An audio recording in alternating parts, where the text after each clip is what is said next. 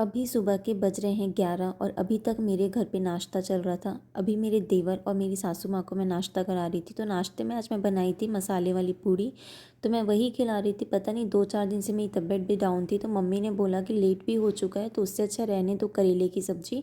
करेला हम कल बना लेंगे, मूंगा बना लो। तो मुझे लगा कि मूंगा सुधरा हुआ है, इसलिए मैं गई फटाफट से टमाटर लेके आई, छाँट लिया अच्छे से, जो भी ख़राब थे उसको हटा दिया, जो अच्छे से थे उसे छाँट के लिया और उन्हें धो के मैं बस सोची कि पहले ग्रेवी ही रेडी कर लेते हैं, उसके बाद मूंगा ला के छमक दूँगी। तो मैं अब यहाँ पे ग्रेवी बनाने के लिए टमाटर को सुधार के मिक्सी के जार में डाल रही। तो मुझे ऐसा लगा कि चलो कम से कम मुझे सब्ज़ी और सुधारनी नहीं पड़ेगी, इसलिए मैं फटाफट से टमाटर पीस के अपनी सब्ज़ी दाल वगैरह सब बना लेती हूँ, काम भी जल्दी निपट जाएगा।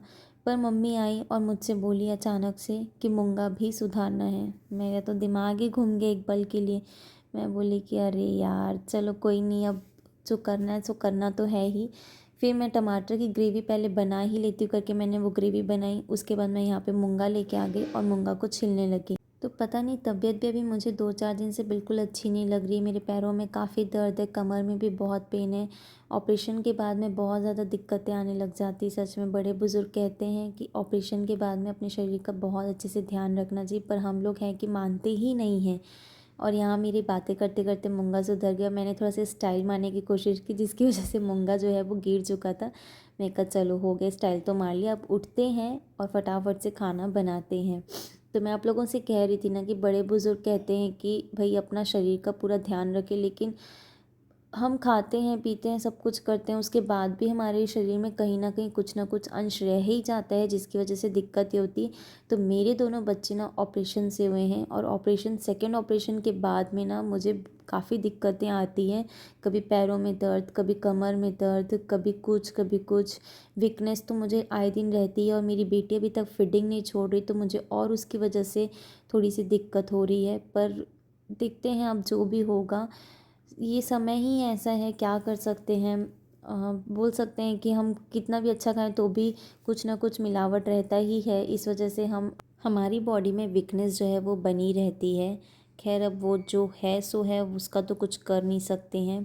तो यहाँ मम्मी कृषा को नहलाने लेके गई थी, जब तक मैंने सोचा कि चलो दाल वगैरह छमक लेते हैं। तो मम्मी उसे नहला के ला दी और मुझे बोला कि जाओ इसे रेडी कर दो। तो ये बहुत ही बड़ा काम है मेरे लिए, क्योंकि मेरी बेटी को नहला के तैयार करना मतलब उफ़ आफ़त है। आप लोग देख सकते हैं कि कितना रो रही है।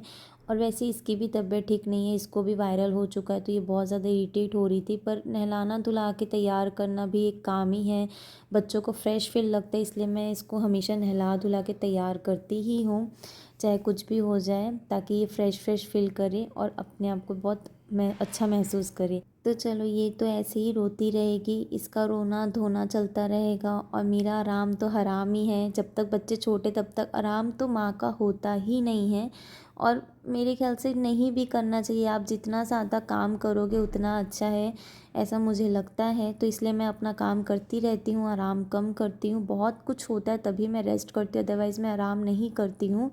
मैं अपना कुछ ना कुछ काम करती रहती हूँ। तो कमेंट सेक्शन में आप लोग मुझे ज़रूर बताएं कि मैं अपनी वीकनेस को कैसे कम कर सकती हूँ, क्या मैं ले सकती हूँ जिसकी वजह से मुझे ये वीकनेस ख़त्म हो जाए और मुझे थोड़ा अच्छा रिलैक्स हो। वैसे तो मैं बहुत कुछ ट्राई कर रही हूँ, पर आप लोग भी मुझे ज़रूर बताइए, मैं वो ज़रूर ट्राई करूँगी।